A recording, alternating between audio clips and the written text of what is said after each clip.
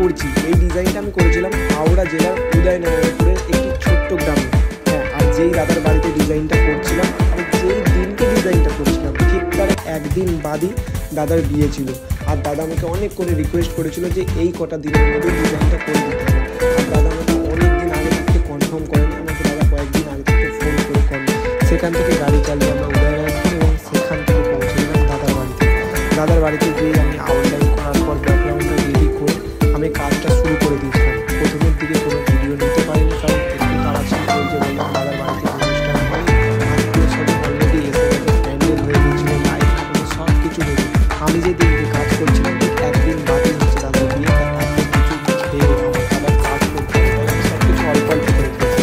আর আমার যে ভাইটা ছিল, ভাইয়ের পাতে তুলে দিয়ে বলছিলাম তুই বেশি বেশি খা, কারণ তোকে কাজটা করতে হবে না, আমাকে কাজ করতে হবে, ভিডিও করবি। তো কাজ যেহেতু করতে হবে খালি পেটে থাকাই ভালো, একদম ভরা পেটে কাজ করা যায় না, কারণ দুপুরে আবার ঘুম চলে আসবে কিংবা শরীর ক্লান্ত লাগবে বা কষ্ট হবে। তারপর গিয়ে আমি কাজটা ধরলাম, কাজটা প্রায় ফিনিশিংয়ের দিকে। আর কাজটা যে করছিলাম পিঙ্ক কালার ওয়ালের ওপর করছিলাম, আর ওয়ালটা একদম ডিপ পিঙ্ক কালার করা ছিল।